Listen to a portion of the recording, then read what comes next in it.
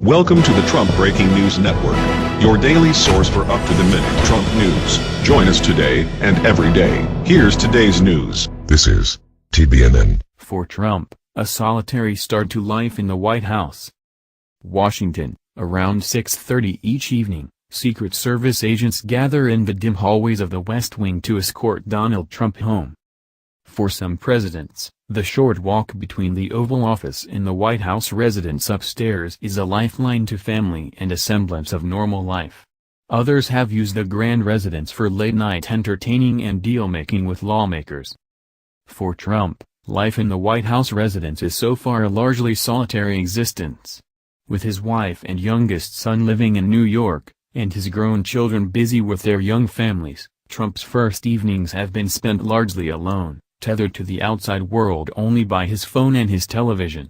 The dramatic change of scenery has left the 70-year-old president, a known creature of habit, a little adrift in the evenings, according to one person who spoke with him recently. Another regular contact described the president as still adjusting to this new digs and his somewhat more confined schedule. His advisors initially said they expected him to spend his evenings holding working dinners, like one scheduled Thursday with Republican mega-donor Sheldon Adelson. While Trump has marveled at the history and beauty of his new home, it's still government housing, said Christopher Ruddy, the CEO of Newsmax and a friend of the president's. A half-dozen other friends, advisors and associates of the president spoke about his first weeks in the White House on the condition of anonymity in order to detail private conversations. The interviews underscore the relatively large circle of people who have spoken with the new president, despite the busy schedule and enormous pressures of the job. Trump has been spending his nights making and taking calls to an expanding network of old friends, lawmakers and others. Calls often come into Trump's personal cell phone, which he fought staff and his security team to keep. Rather than hold lengthy conversations on the unsecured line, Trump often calls people back on other lines, sometimes going through the White House switchboard.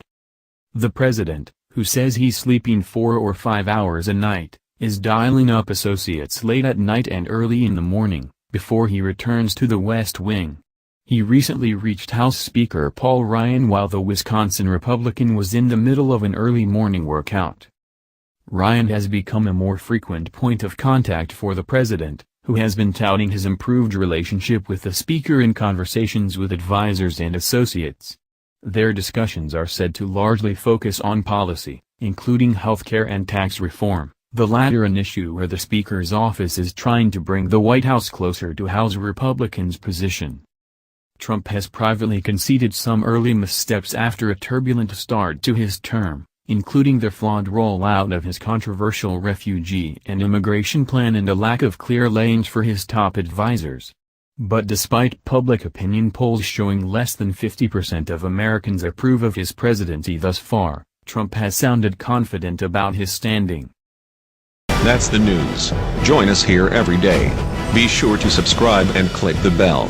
See you next time. This is TBNN.